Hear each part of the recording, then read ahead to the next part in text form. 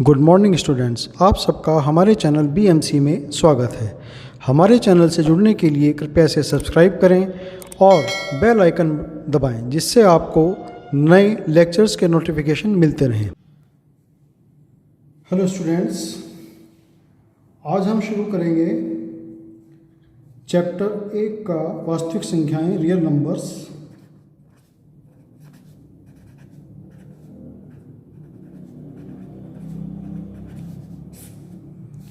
Real numbers में fundamental theorem of arithmetic. Fundamental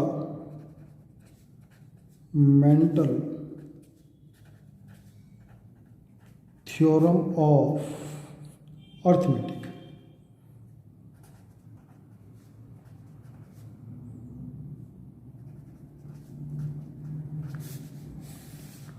fundamental theorem of arithmetic, अंकगणित की आधारभूत प्रमेय। ये प्रमेय बच्चों क्या कहती है कि प्रत्येक भाज्य संख्या को हम अभाज्य संख्याओं के गुणनफल के रूप में लिख सकते हैं और यह गुणनखंड अद्वितीय होता है, इस क्रम के बिना कि उन अभाज्य संख्याओं को हमने किस रूप में लिखा है, किस प्रकार से लिखा है, उनका क्रम का कोई विशेष महत्व नहीं होता। ठीक है ना। तो अंकगणित की आधारभूत प्रमेय, फंडामेंटल थ्योरम ऑफ अर्थमेटिक, प्रत्येक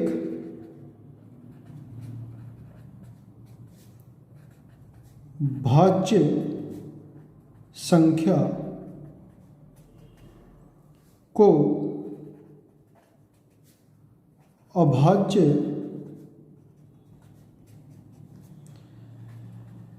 संख्याओं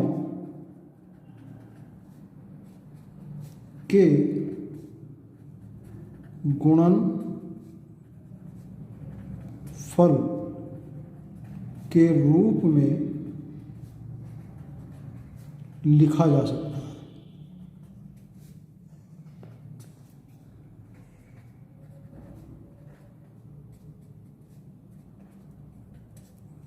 और यह गुणनफल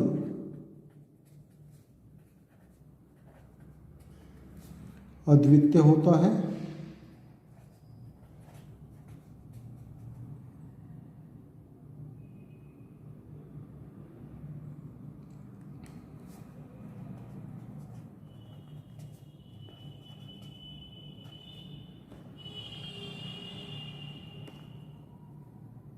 बिना किसी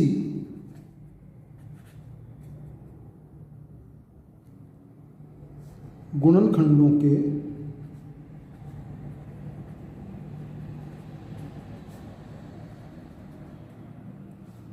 क्रम के अनुसार।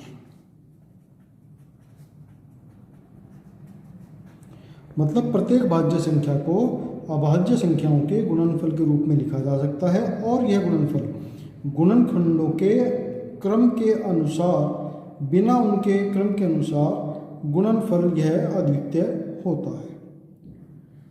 जैसे उदाहरण के लिए एक संख्या मैं यहाँ पर लिखता हूँ, कोई भी संख्या ले सकते हैं। जैसे कि हमने एक संख्या ली यहाँ पर 36, तो 36 के अभाज्य गुणनखंड क्या होंगे? 18, 9, 3, 2 गुणा 2 गुणा 3 गुणा 3। अब यह जो अभाज्य संख्याएं प्राप्त हुई हैं 2 और 3, यहाँ मैं इनके क्रम को कैसे भी लिख सकता हूँ, 3 गुणा 2 गुणा 2 गुणा 3, या 3 गुणा 3 गुणा 2 गुणा 2, या किसी और क्रम में भी लिख लें। इनका गुणनफल हमेशा 36 ही प्राप्त होगा। तो 36 को मैंने लिखा 2 गुणा 2 गुणा 3 गुणा 3, यानी कि 2 की घात 2 और गुणा 3 की घात 2। तो यही हमारी फंडामेंटल थ्योरम ऑफ अर्थमेटिक, अंकगणित की आधारभूत प्रमेय है। अब हम इस थ्योरम का, इस प्रमेय का प्रयोग कर करके प्रश्नावली 1.2 के प्रश्न हल करेंगे। तो सबसे पहले हमारा प्रश्न है प्रश्न संख्या 1 और उसका पहला भाग। निम्नलिखित संख्याओं को अभाज्य गुणनखंडों के गुणनफल के रूप में व्यक्त कीजिए। 140, तो 140 को हमें अभाज्य गुणनखंडों के रूप में व्यक्त करना है। 140, क्योंकि इसमें इकाई का अंक यहाँ 0 है तो ये संख्या 2 से विभाज्य है, तो ये आ जाएगा यहाँ पर 70। ये फिर 2 से विभाज्य है 35, अब ये 5 से विभाज्य है 7, और ये फिर 7 से विभाज्य है 1। तो 140 के अभाज्य गुणनखंड के रूप में लिखने पर हमें क्या प्राप्त हुआ? 2 गुणा 2 गुणा 5 गुणा 7, यानी कि 140 को मैं लिख सकता हूँ 2 की घात 2 गुणा 5 गुणा 7। ये इसका उत्तर आया। इसी का हम अब करेंगे चौथा भाग, प्रश्न संख्या 1 का चौथा भाग। इसमें हमें 5005 को अभाज्य गुणनखंडों के रूप में लिखना है। 5005 5 से विभाज्य है तो ये आ गया 1001। अब ये संख्या किस चीज़ से विभाज्य है? 7 से विभाज्य है। 7 एकम 7, 3 0, 7 चौक 28, 2 1, 7 तिया 21। अब पुनः ये संख्या 11 से विभाज्य है। 11 एकम 11, 3 3, 11 तिया 33, 13 एकम 13। तो 5005 के अभाज्य गुणनखंड आए 5 गुणा 7 गुणा 11 गुणा 13। ये इसका आंसर हुआ। अब इसी में प्रश्न संख्या 2। प्रश्न संख्या 2 क्या कहती है? पूर्णांकों के निम्नलिखित युग्मों के HCF और LCM ज्ञात कीजिए और जांच कीजिए कि क्या दोनों संख्याओं का गुणनफल उनके HCF और LCM के गुणनफल के बराबर है। पूर्णांकों के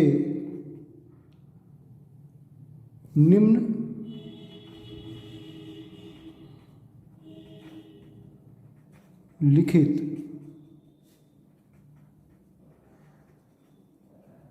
युग्मों के HCF और LCM ज्ञात कीजिए।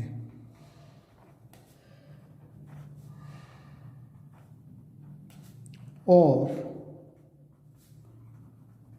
जांच कीजिए कि क्या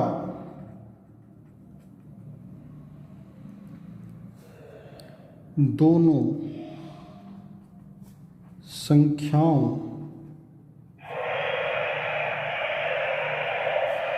का गुणनफल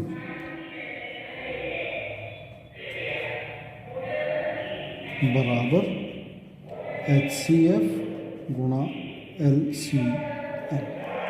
तो इसमें मान लिया मैं पहला भाग करता हूँ 26 और 91। 26 और 91 के HCF और LCM हमें ज्ञात करने हैं। तो सबसे पहले तो इनको 26 और 91 को हम इनके अभाज्य गुणनखंडों के रूप में लिखेंगे। तो 26 के अभाज्य गुणनखंड क्या होंगे? 2 गुणा 13। और 91 के अभाज्य गुणनखंड क्या होंगे? 7 गुणा 13। ठीक है, तो इनका HCF क्या होगा?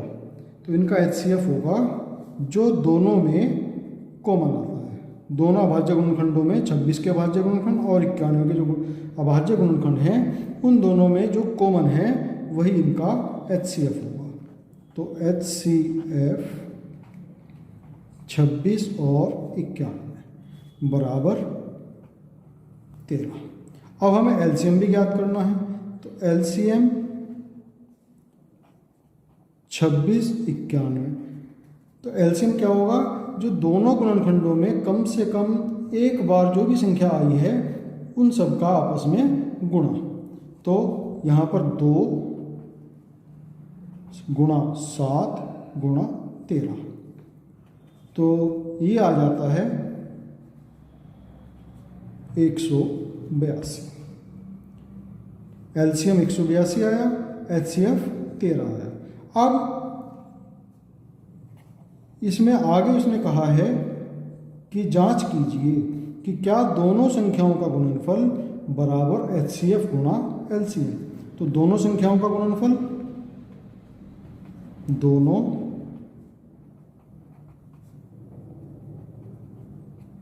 संख्याओं का गुणनफल, दोनों के आपस में गुणा कर देंगे, बराबर 26 गुणा 91।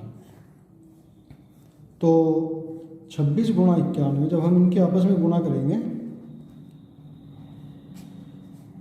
6 कम 6, 54 और 2 56, 5 2 18 और 5 23,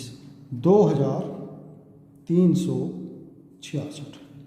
अब इनके HCF और LCM का आपस में गुणा करते हैं। HCF 13 है और LCM 182। 26, 2 13 8 104 और 2 106, 5 10, 13 एकम 10 और 10 13 एकम 13 और 10 23, 2366। तो दोनों संख्याओं का गुणनफल भी 2366 है और इनके HCF और LCM का गुणनफल भी 2366 है। तो हमने इस बात की जांच भी कर ली कि दोनों संख्याओं का गुणनफल बराबर HCF गुणा LCM होता है। अब इसी का सेकंड पार्ट देखते हैं। सेकंड पार्ट है 510 गुणा 92। 510 गुणा 92। तो 510 और 92 के हम अभाज्य गुणनखंड पहले ज्ञात करते हैं। 510 के अभाज्य गुणनखंड क्या होंगे, 2 से विभाज्य है, 2 दूनी 4, 2 पंजे 10, 2 पंजे 10, फिर 5 से विभाज्य है, 5 पंजे 25, 5 एकम 5, फिर 3 से विभाज्य है 17 और फिर 17 से विभाज्य है। तो इसके अभाज्य गुणनखंड आए 2 गुणा 3 गुणा 5 गुणा 17। अब 92 के अभाज्य गुणनखंड ज्ञात करते हैं। तो 92 के अभाज्य गुणनखंड क्या होंगे, 2 चौक 8, 6 12, 23 और 23 अभाज्य है, 2 गुणा 2 गुणा 23। तो HCF 510 और 92। तो दोनों में क्या कॉमन है, केवल 2। तो HCF दोनों का 2। अब LCM भी ज्ञात करना है। LCM 510 गुणा 92। तो LCM क्या आ जाएगा इसमें, 2 गुणा 2 गुणा 3 गुणा 5 गुणा 17 गुणा 23।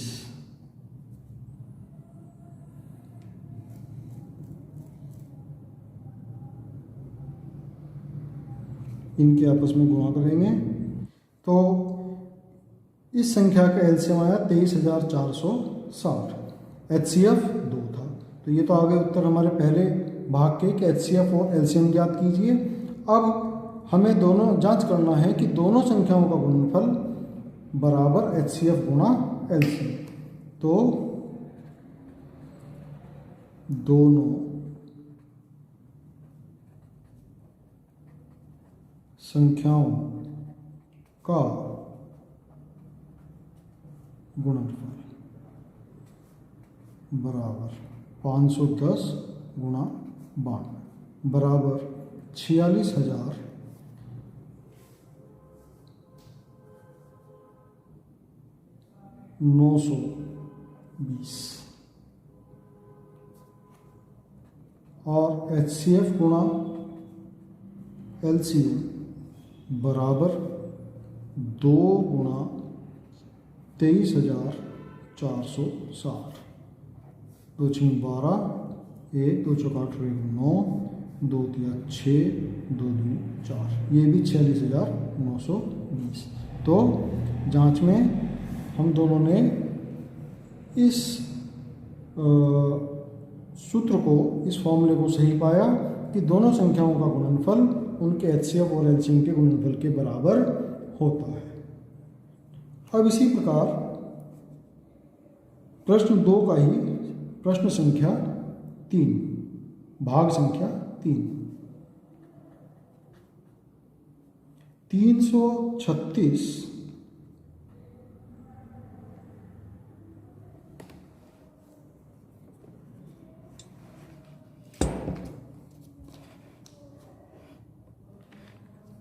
336 और 54। तो सबसे पहले इनके अभाज्य गुणनखंड ज्ञात करते हैं। 336 के अभाज्य गुणनखंड क्या होंगे? 2 से विभाज्य है, फिर 2 से विभाज्य है, फिर 2 से विभाज्य है, फिर 2 से विभाज्य है, 3 से विभाज्य है और फिर 7 से विभाज्य है। तो 336 के हुए 2 गुणा 2 गुणा 2 गुणा 2 4 बार है, तो 2 की घात 4 गुणा 3 की घात 1 और गुणा 7 की घात 1। ऐसे ही 54 के अभाज्य गुणनखंड ज्ञात करते हैं। तो 54 के अभाज्य गुणनखंड होंगे, 2 से विभाज्य है 27, फिर 3 से विभाज्य है 9, फिर 3 से विभाज्य है 3, फिर 3 से विभाज्य है 1। तो 2 गुणा 3 की घात 3। तो HCF क्या हुआ इसमें? दोनों में जो कॉमन है, एक बार 2 है और एक बार 3 है। 2 की घात 1 और 3 की घात 1, 6। तो इनका HCF क्या हुआ? 6। और LCM क्या होगा इनका? LCM बराबर 2 की घात 4, अधिकतम जितनी भी घात हैं, तो 2 की घात 4, 3 की घात 3 और गुणा 7। इनका आपस में गुणनफल आया 3024। अब दोनों संख्याओं का